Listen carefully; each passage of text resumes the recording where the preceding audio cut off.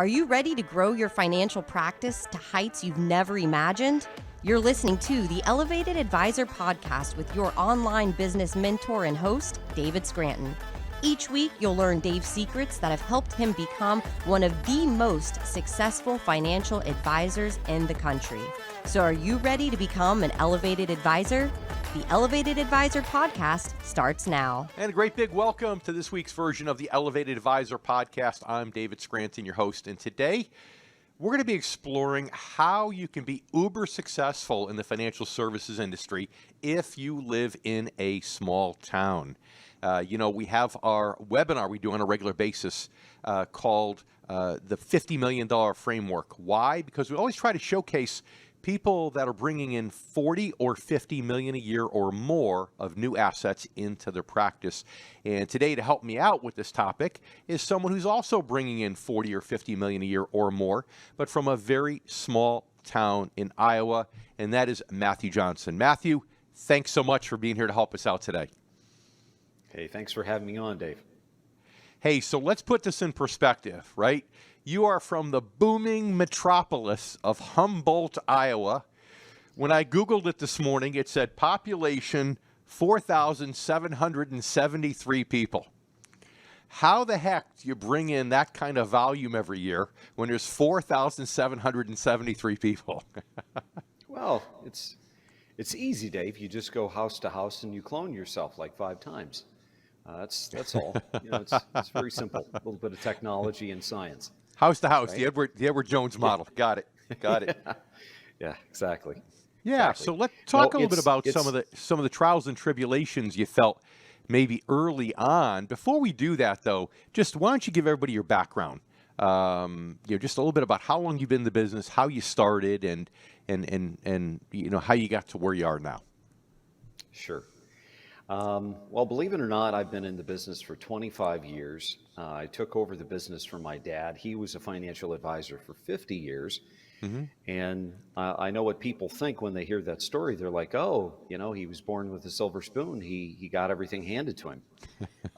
Actually, it was the opposite of that. So I've always been in small towns. I was actually born and raised in a town that's even smaller than Humboldt called Rolfe, Iowa. And then I moved into Humboldt when I was about 3 years old. My parents moved here, and my dad had his business. He was back in the day and age in which you did knock door to door. And you did have to travel, maybe 30, 40, 50 miles to see that person that an appointment was scheduled with. And so his office happened to be in his basement of his house.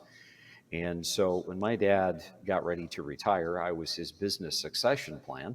And quite honestly, he didn't have anything as far as a business succession plan. He didn't have a storefront. He didn't have an office space other than what was in the basement. And when I went to take over the business, it was basically, here's a block of names, and these are my clients. Take care of them, and your mother gets the commission.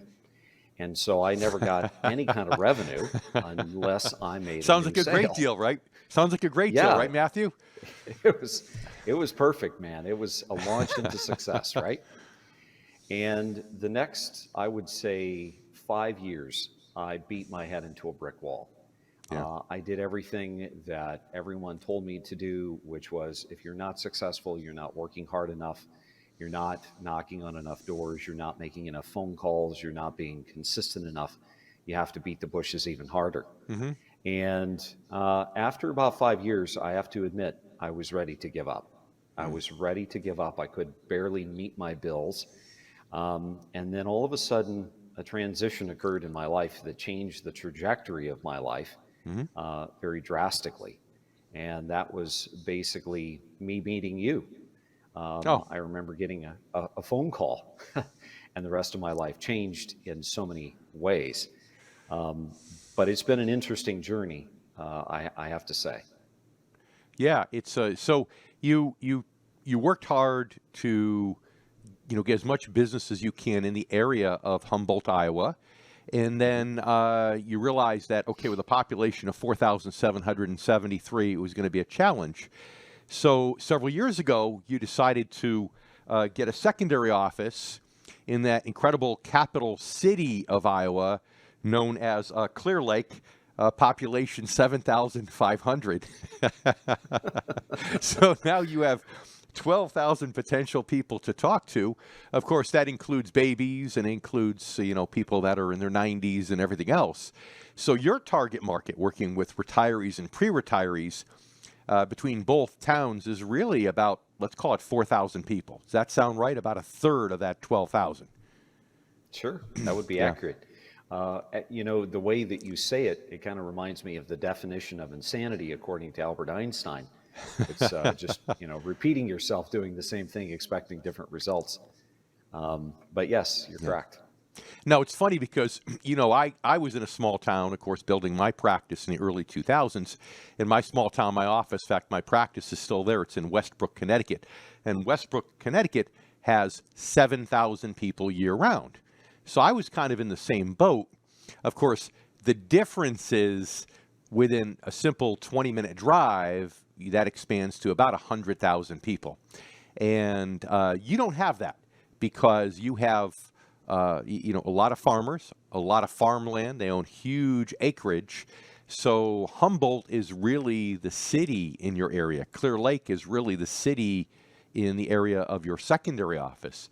So you don't have that same, population nearby that I had in the early 2000s growing my practice.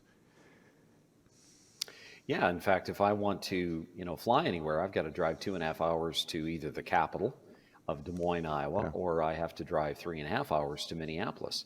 Yep. So everything is very distant. The geography is very spread out. That makes things very challenging. So this is where you have to get very creative. Right. And we had talked about years ago about Des Moines and should you be in Des Moines, should you be in the city to try to attract more people. And if you remember, my philosophy was simple. I've always decided I'd rather be a big fish in a small pond than, a small fish in a big pond. And I guess I learned that because even in my area, if I had 100,000 people, well, maybe 30,000 of those were my target market, those between 55 and 75.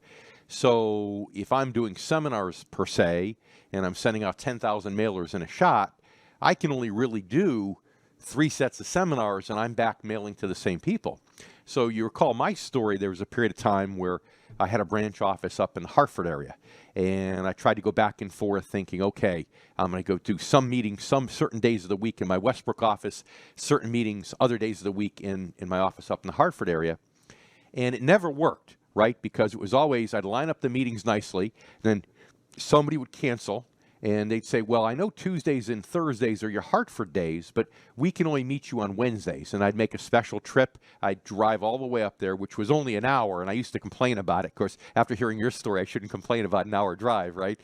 But I'd drive up an hour, and I'd see people, and I'd try to see someone. I'd make an exception, and now it's 4 hours out of my day with the commute. So it just didn't work. I found out it was a real waste of time. And then I came back down and I committed around 2002 to say, hey, I want to be a big fish in a small pond. Now, in your case, it doesn't work that way, right? Because again, your pond, although on surface looks the same size as mine, when you factor in all the people, the cities that I had close to me or towns that I had close to me with populations, you definitely are a lot skinnier in population than I was. So in your case, it's a good idea to do what you did with a second office. And I know at some point in the near future, you're thinking about going to a third office. So how do you manage your time between offices? Talk to me about that, because that's something that people who live in a true small town, not my small town, but one more like yours, might need to know how to manage that type of activity.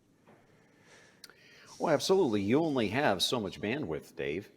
You only have so much energy and so much wherewithal to be able to do all the various different things that you have to do in order to be a successful advisor. And this is where you have to leverage human resource. This is where you have to be able to have other human beings working for you. And I know that especially when you're a small advisor, especially if you're a do-it-yourselfer, right? In so many respects, you're the chief cook, you're the bottle washer, you do everything, right? You've done everything from scrub the toilet to call your wife and ask her to ring the office phone so that you can appear busy when you're working with a client, right? We've Right. all been there. You're doing all your own prospecting. You're calling people to set Correct. up your own number one interviews. You're seeing all the people. You're doing all your own client service, right? That's what you're referring to. hmm Yeah, I mean, what choice do you have when you're just one guy or you're just one lady? So in this case, you have to be able to find human resource. You have to be able to take that leap of faith and be able to have employees to be able to do these things. And believe it or not, here's a limiting belief. There's so many different ways that we could take this conversation, but to be successful, you have to conquer limiting beliefs and you have to conquer them literally Hmm. every single day. I'm a Yeah. hardhead, man. And I had to learn the hard way. But guess what? I wasn't the best of at everything. I wasn't the most efficient at everything. Other human beings can far excel in areas that I thought I was good at and leave me in the dust. And so taking that first initial leap of faith and being able to hire my first office help and then realizing that that was helpful and then leveraging that and then doing a second thing. And here's what I think so many of us believe. We Yeah. believe that if we hire employees, we're not going to have enough business in order to be able to pay these people. And that's a good stress. I think it's a good driver. But the Hmm. reality is it's the opposite. The more they free you up, the more you can do, the more Yeah. people you can serve, and the more business comes to you. It's the loss of attraction. I can't express it any other way. So, Matthew, I want to eventually in this podcast get to how you market in a small town, how you're branding yourself to be a big fish in a small town. But right now, you're talking about managing your practice. So let's fast forward to today. How many people do you have helping you in your Humboldt office, which I'll call your main office? And how many folks do you have helping you as part of your team in your Clear Lake office? Okay. So I actually have 3 people here in my Humboldt office. I have one new business processor, I have one client service, and then I have one admin. Okay. And then in my Clear Lake office, I have my business transition gal. She's the one that helps with the transfers. I have my marketing gal, and then I have a partner advisor in the Clear Lake office that manages that office. And then Yep. I have one additional staff that is remote, and she's the receptionist. And so I have a Okay. total of 7 wonderful ladies that work in Yep. different capacities. Good. 7 people. And of course, your partner is really the secret sauce there because it allows her to handle the Clear Lake office so that you're not driving back and forth like a monkey, like I was doing from Westbrook to Hartford. You know, that's just road time is a waste of time. So, okay, you've expanded to a point, you've overcome those limiting beliefs where now you've got people helping you, and that's allowed you to bring in that 40, 50 million a year or more of new assets each and every year in recent years as you've grown. So, marketing, how do you market in these areas in order to generate leads, in order to get in front of people so that people raise their hand and say, hey, I want to talk to Matthew? Great question. Well, I'm gonna use one of your favorite hobbies, and that is of fishing. Hmm. The reality is that we can't be just one marketing piece type of business. We have to be able to use many different lures behind the boat. And that's part of the reason why I have a full-time marketing person. So obviously you're going to be leveraging the social media networks. You're going to be, using Instagram, you're going to be using Twitter, you're going to be using Facebook. Hmm. But I don't stop there. In fact, I don't even like those things, really. Honestly, I don't look at them. You personally, What I I know. like to do is I like YouTube videos. Every single week, I do a YouTube video. Every single week, that YouTube video goes out, and that is designed for prospects. That Hmm. is designed to help educate. I do webinars. Every single month, I'm doing anywhere between 3 to 4 webinars. Every single Saturday, I'm doing a Saturday morning radio show in multiple different radio stations. Hmm. I am doing face-to-face workshops at colleges. I have 3 different colleges that are community colleges that I teach at. I do client referral events. I do client appreciation events. And you're thinking, my goodness, that keeps you busy. Yes, it does. And guess what? That's what fills your calendar. So you've got to be able to spread a much broader net in order to be able to get that calendar full and to be able to fill that calendar with good quality prospects. Are they Hmm. all going to be home runs? Absolutely not. One of the challenges that I'd like to point out, Dave, that's different in respect to me compared to so many other advisors is think about the median income that I have in this small place in Iowa.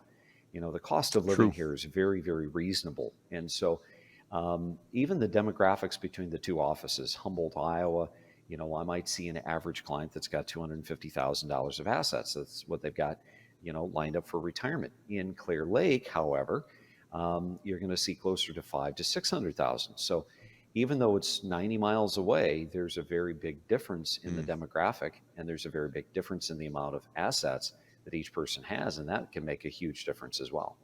Yeah. Yeah. So 90 miles takes an hour and a half if you do have to go there or more in terms of travel.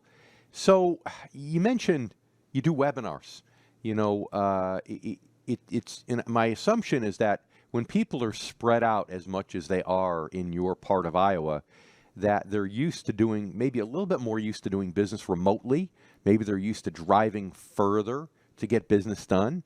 Maybe they're used to doing things, using technology like Zoom, because again, they live in a small town. Is there any truth to that's helped you, that what would normally be considered a disadvantage is a bit of an advantage when you're doing things like webinars where you're marketing to people who aren't necessarily right in your backyard? I'm going to say that the answer is yes now. It wasn't always that way, Dave. There was the limiting belief that people had to see me face to face, and I had the limiting belief, and then Sure. they had the limiting belief. And But the biggest issue is you had the limiting belief. With a lot of people listening to this podcast, probably have that same limiting belief. Yeah. So go ahead. I'm sorry.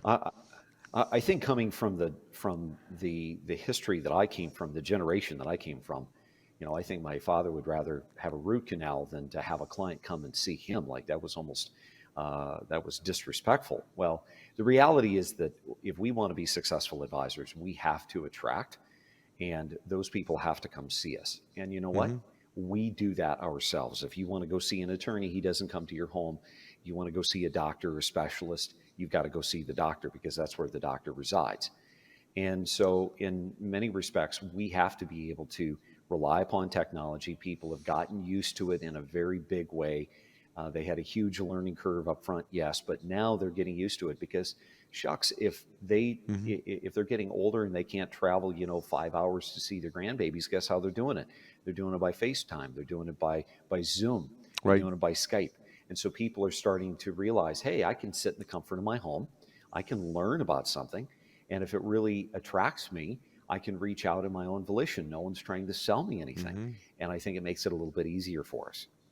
Yeah, well, COVID certainly taught a lot of grandparents that they could FaceTime their grandchildren and made life a little bit easier to communicate, and people got comfortable with it for sure. So that's one tool that can be used if you live in a true small town, not my type of small town in Connecticut, but your type of small town.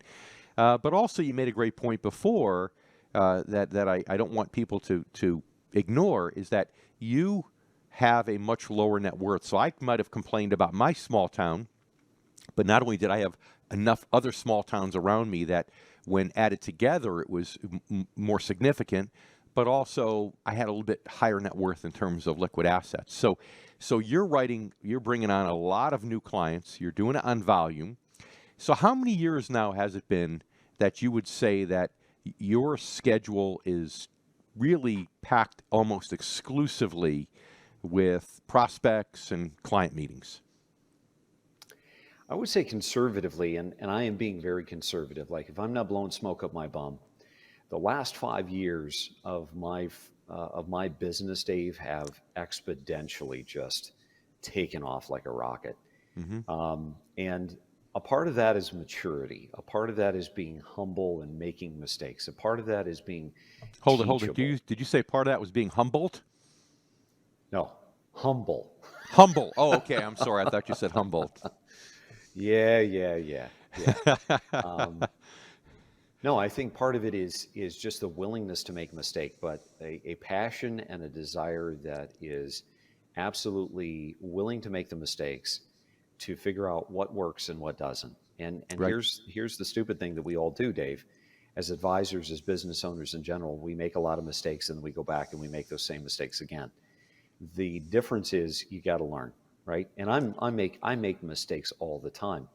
The difference is that when I make a mistake, I lose $250,000 potential client, right? When bigger guys make a mistake, they could lose $1 million. Okay, so you could say that that's easier, but here's the thing: money goes 4 times as far in Iowa as it does in other locations, and you have to have that hunger. You have to have the desire. People give a lot of lip service to say, "Oh, I want this, I want that," but they're not willing to put in the time. They're not willing to put Yeah. in the mistakes. They're not willing to put in all the effort that it requires in order to be able to learn how to become a specialist and attract clients. And that's what we have to do. That's the secret sauce, is attracting clients, not chasing. You will Right. wear yourself out if you chase. Yeah. Yeah, you will. Absolutely.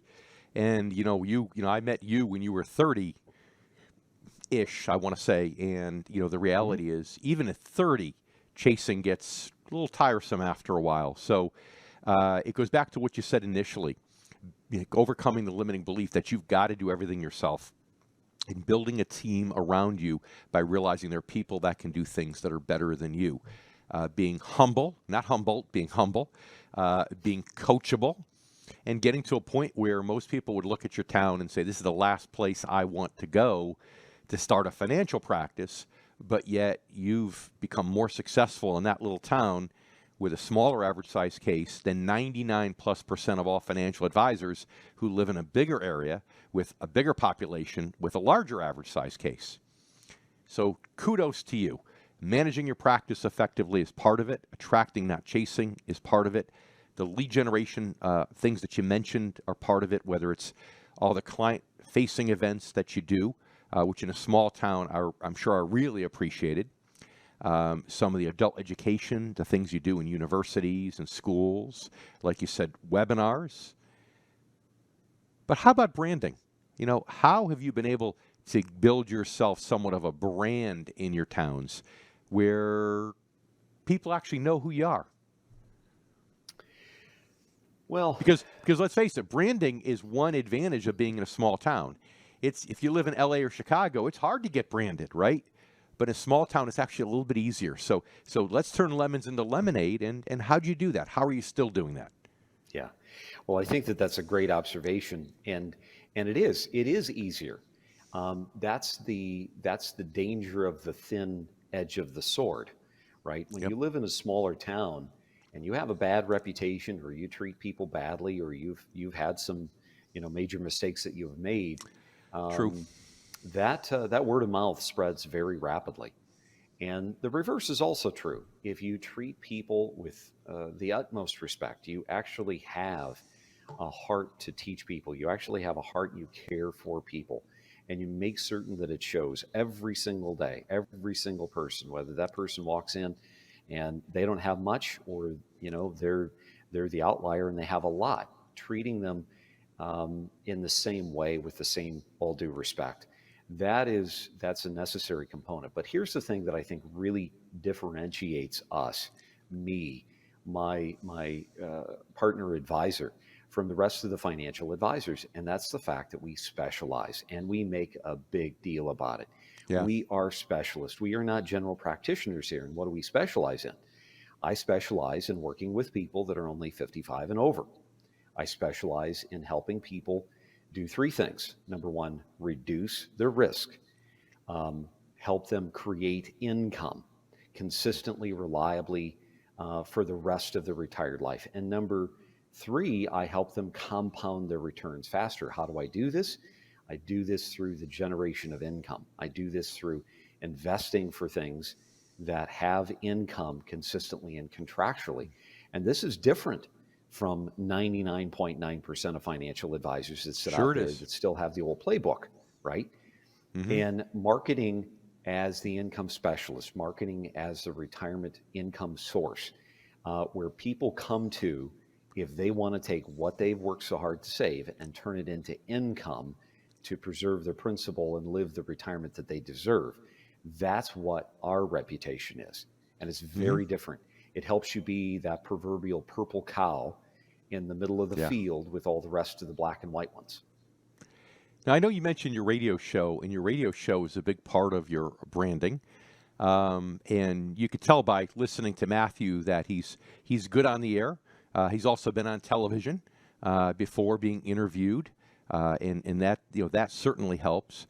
But he wasn't always good on the radio, right? I mean, you had to work to get better on the radio. You always had a passion for educating people.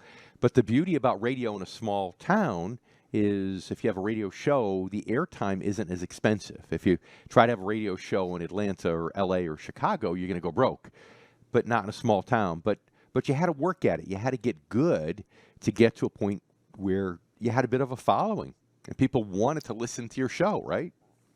Oh, absolutely. In fact, a funny story, if I can share it, the very first time that I decided to do a radio show, the only time slot that I could get was on a Sunday morning. And so I did my very first radio show, and I was so proud of myself.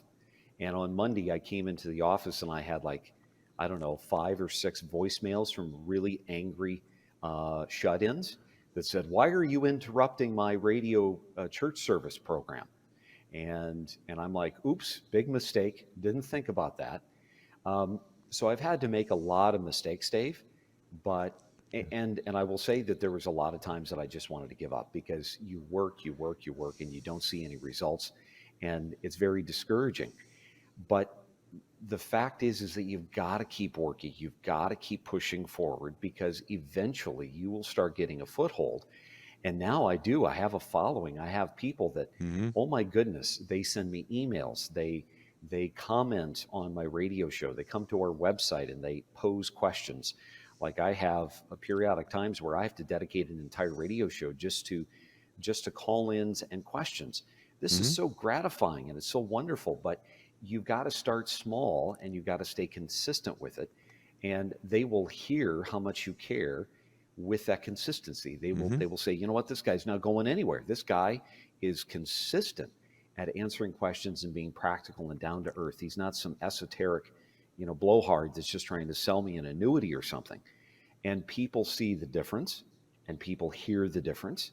And before you know it, people start hearing the repeats of the messages that you're trying to provide them. And all of a sudden they start calling and they start walking in, and it's a wonderful thing, but it takes consistency. So I know you have some branding through social media. You have a lot of branding now through the radio show, and you're right, you stayed with it. A lot of people try radio shows for a year and then give up. And I always say successful people don't do things to see if they'll work. Successful people do things until they work. But now you're putting the finishing touches on your book also, which is another great branding tool. So now you'll also be a local published author. And as you start to build that local brand, it's going to get easier and easier, I believe, to be a big fish in a small pond. Absolutely. And when you think about it, think about how people learn, right? So I'm more of a auditory person. I like to listen to things. There's people that they're more visual. They like to watch things. And then there's people that are more kinesthetic.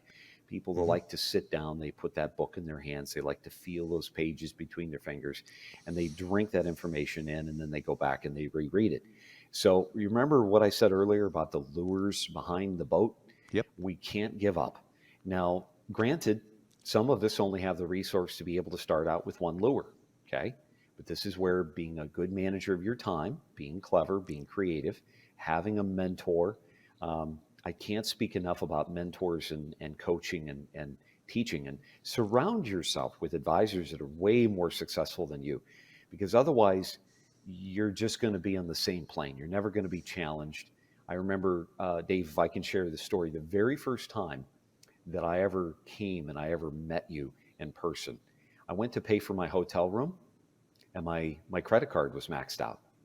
And I had to call home and ask for my mom, of all people. How embarrassing. I had to call my mom to go to the bank and put money into my bank account so that I could pay for the hotel room. That's how busted I was when I met you, okay? So if that shows anything, it shows that you have to start somewhere. And some of us start in different areas of our life. Some of us are really, really low. We're at the first rung of the ladder. Some of us are halfway up. Some of us are near the top. But the reality is there's always ways to grow. There's always ways to get better. And you just have to be willing to open your mind to what those things are and put effort into it. And if you want it bad enough, it's going to come to you. Yeah. Yeah. Great words of wisdom. And it's funny. I've known you now for, like I said, about a decade and a half. And this is the first time I heard that story about your credit card. I had no idea that had happened back then. So final words of wisdom for our listeners or viewers that are in a small town like yourself. If I had to kind of wrap it up, I would say this. There's things in our life that we should do, right? There's lots of things we should do. We should eat better. We should exercise more. We should spend more time with our family. We should do a lot of things. But those aren't the things that generally get done. The things that get done are the things that we must do. Mm-hmm. And if you're tired of being sick and tired, and you're tired of being broke, and you're tired of beating your head against a wall, and we've all been there, then the reality is you've got to change that should to a must. And when it becomes an all-consuming must, you're going to find a way. And it's about aligning yourself with the people that have those tools that can provide you that knowledge, that experience, that good quality wisdom, and that determination, just that grit to be able to do more and do it effectively. That's what's going to completely change the trajectory of any person's business. And it doesn't have to be just an advisor's business. Any business will benefit from that. Well, very well said. And I would say, even if you're not broke, let's say you're bringing in $20 million a year of assets, but you want to get to 50. You know that there's a lot of folks bringing in 40, 50 million a year or more, and a decent amount bringing in 100 million or more of new assets each and every year. So even if you're at 20 or 30, you're already successful, but you want to get to the next level. Again, great advice. Don't make it a nice to have or, gee, I'd like to do this. Make it a must have, make it a must do. And if you do that and you follow through, I guarantee you, and so does Matthew, you will get it done. Matthew Johnson, my pleasure as usual. Thanks so much for being here with us on the Elevated Podcast. Hey, thanks for having me, Dave. And a special thank you for you joining us also today. And we hope you join us next week on next week's edition of the Elevated Podcast. I'm David Scranton. And again, you're listening to the Elevated Advisor Podcast. You have been listening to the Elevated Advisor Podcast. If you enjoyed this episode, please subscribe and share it with your colleagues. If you would like to talk about elevating your financial firm, reach out to us at theelevatedadvisorpodcast.com. Investment advisory services offered through Sound Income Strategies, LLC, an SEC-registered investment advisory firm. Sound Income Strategies, LLC, and the Retirement Income Source, LLC are associated entities.